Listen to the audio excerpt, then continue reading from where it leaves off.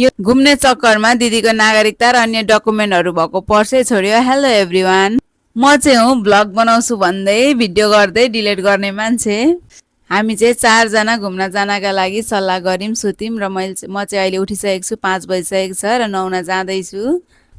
म चाहिँ नुहाएर आएर अब चाहिँ मेकअप गर्नतिर लाग्दैछु। मेकअपको लागि चाहिँ मैले अलिअलि दिदीको सामान चोरेर ल्याइसकेर मेकअप भिडियो चाहिँ अपलोड गरिसकेको छु। त्यो चाहिँ हेर्न सक्नुहुनेछ मेरो टिकटक एकाउन्टमा। र अब चाहिँ म बाँकी मेकअपहरू गर्छु र म चाहिँ बहिनीको पनि मेकअप गरिदिनु पर्ने भएकोले म चाहिँ मेकअप गर्नतिर जान्छु। यो चाहिँ रहेको छ मेरो फाइनल लुक। हामी सबैको फाइनल लुक देखाउँदैछु म चाहिँ। अनि हामी चाहिँ गाडीमा जान आँटिरहेको छौँ। यहाँ चाहिँ हामी चाहिँ इभी गाडीमा गयौँ, तर इभी गाडीमा खासै मेरो राम्रो एक्सपिरियन्स चाहिँ रहेन।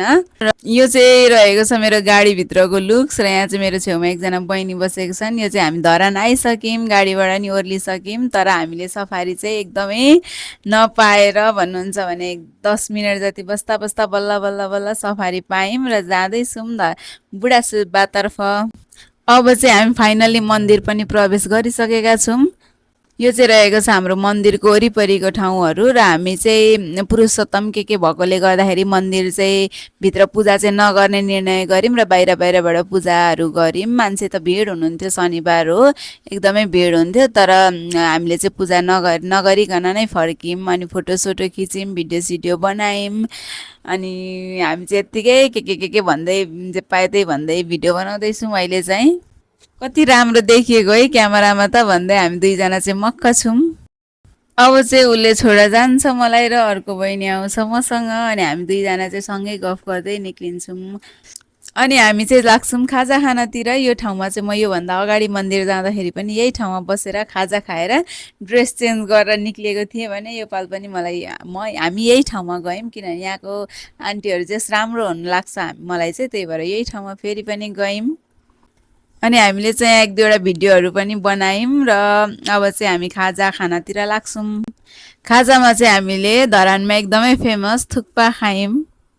हामी चाहिँ एकै दिन 2 ठाउँ घुम्न जान आँटिरहेको थियौँ र हामीले चाहिँ यो ड्रेस चाहिँ सबैको ड्रेस अप देखायौँ। र हामी चाहिँ अब लुगा चेन्ज गर्न जान आँटेको छौँ। अब हेर्नु होला अर्को ड्रेसमा।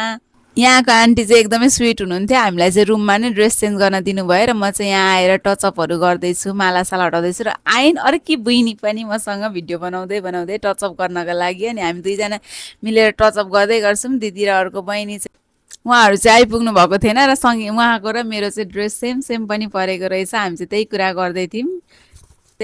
हामीलाई चाहिँ एकअर्काले के लाउँदैछौँ भन्ने कुरा नै थाहा थिएन। अनि हामी चाहिँ एकदम सस्पेन्समा थियौँ र लगाइसकेपछि एकअर्काको तारिफ गर्दै हामी चाहिँ यहाँ रिङसिङहरू के लाउँदैछौँ सङ्गीता र म चाहिँ। हामी चाहिँ ओरिजिनल मेकअप प्रोडक्ट हो कि के हो अझै गएकै रहेछ ब्लसहरू भन्दै बाँकी टचअपहरू गर्दै थियौँ। र मैले चाहिँ अघि नै लिपस्टिक लगाइसकेको थिएँ र मैले चाहिँ यसपालि चाहिँ लिप टिन्ट या लिप ग्लस के भन्छ खासै सुहाउँदैन, तर लिप ग्लस लाउने निर्णय गरेर लगाए पनि। त्यसपछि आइपुग्नुहुन्छ हाम्रो दिदीहरू। मलाई चाहिँ चस्माले खासै सुहाउँदैन, तैपनि चस्मा लगाएर पोज दिँदैछु यत्तिकै मजाक उडाउँदै, आफ्नै मजाक उडाउँदै। 4 जना भेला भइसकेपछि हामी हाम्रो आउटफिट देखाउँदैछौँ। अहिलेको लुक र अहिलेको लुकमा चाहिँ हामीलाई कुनले राम्रो देखियो त्यो पनि भनिदिनु होला सबैजनाले कमेन्टमा। यति भन्दै हामी चाहिँ निक्लिनु पर्ने हुन्छ हाम्रो अर्को डेस्टिनेसन, यानि कि ओसो पार्कतिर। यो धरानको भ्यू हेर्दै हेर्दै हामी चाहिँ जान्छौँ ओसो पार्कतिर। अनि यहाँ चाहिँ हामीलाई टेम्पोवाला दाइले चाहिँ फोटोहरू खिच्नका लागि एकछिन टाइम दिनुभएको थियो। अनि हामी चाहिँ फोटोसोटो खिच्यौँ अनि गीत गाउँदै जाँदैछौँ। म चाहिँ सिङ्गर पनि हो है, मेरो गीत सुन्न चाहनुहुन्छ भने चाहिँ कमेन्ट गर्न सक्नुहुन्छ। म यसको रियल भिडियो हालिदिन सक्छु है हजुरहरूलाई। यसरी नै रमाइलो गर्दा गर्दै हामी चाहिँ ओसो पार्क पुगिसकेको छौँ। हामीले चाहिँ हाम्रो सामानहरू चाहिँ खाजा खाने ठाउँमा राख्यौँ र हामी चाहिँ घुम्नका लागि गयौँ मास्तिर।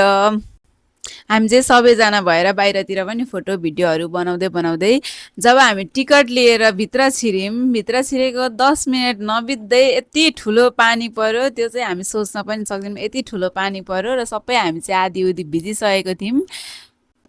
पानी पर्ला जस्तो त थिएन, तर पनि एक्कासी पानी परेर हामी चाहिँ एउटा ओत लाग्ने ठाउँमा बसेर भिडियोहरू बनाउँदै के गर्दै पानीहरू इन्जोय गर्दै थियौँ। बिजोक टाइपले भिज्दै पनि थियौँ। यहाँबाट धेरै भिज्यौँ भनेर हामी चाहिँ अर्को ठाउँमा सर्यौँ। अनि अर्को ठाउँमा पनि त्यस्तै पानी आयो। त्यसपछि हामी चाहिँ त्यहाँभन्दा माथि ओत लाग्ने ठाउँ छ जस्तो लागेर हामी चाहिँ गयौँ माथि टपमा।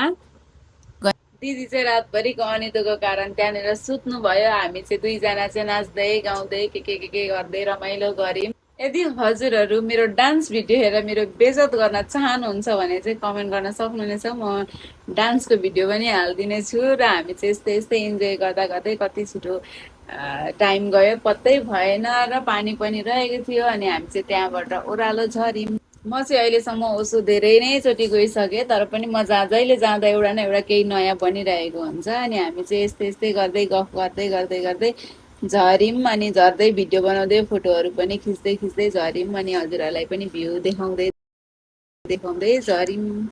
हामी चाहिँ पानी पर्नु अगाडि भर्खरै मात्र इन्ट्री गरेको कारणले कहीँ पनि घुमेको थिएनौँ। त्यही भएर हामी चाहिँ त्यहाँ भए जति सबै ठाउँहरू आएर धरान लेखेको या अन्य सबै घुम्ने ठाउँहरू घुम्दै फोटोहरू भिडियोहरू बनाउँदै बनाउँदै बनाउँदै हामी चाहिँ बाहिर खाजा खाने ठाउँमा निक्लिन्छौँ।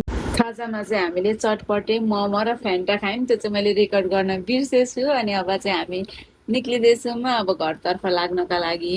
म चाहिँ यहाँ बनाइएका बाघको सर्पको चित्रहरू देखाउँदैछु र हामी चाहिँ त्यही विषयमा गफ गर्दै हिँड्दैछौँ बहिनीसँग। हामी चाहिँ ओसोबाट टेम्पोमा फर्किन्छौँ र भान्चोक आएर चाहिँ हामी गाडी चढ्छौँ। तर गाडी चढ्दै गर्दाखेरि चाहिँ बहिनीले पर्स खोइ भनेर दिदीलाई सोद्धा त उहाँको पर्स त टेम्पोमै छोडेछ। हामी चाहिँ फेरि ब्याक हुन्छौँ सफारीमै गएर, तर उहाँ हुनुहुन्न थियो, उहाँ चाहिँ गइसक्नु भएको रहेछ र हामी चाहिँ फेरि ओसो पार्क नै जान्छौँ र ओसो छेउमा पुगेपछि चाहिँ उहाँ हामीलाई नै सामान दिनका लागि आउँदै हुनुहुँदो रहेछ र हामी चाहिँ उहाँलाई भेट्छौँ र उहाँले सामान दिनुहुन्छ र हामीले थ्याङ्क यू भन्दै हामी चाहिँ घरतर्फ लाग्छौँ। अनि मेरो चाहिँ आइसक्दाखेरि यस्तो रहेको छ हालत होइन, एकदमै गाडी लागेर एकछिन मालिस गरेर म चाहिँ फर्कन्छु रुमतर्फ। आजको लागि यति नै। Bye bye everyone, thank you for watching. म छोटो भिडियो फोटोहरू राखिदिनेछु, हेरेर कमेन्ट गर्नु होला। Thank you.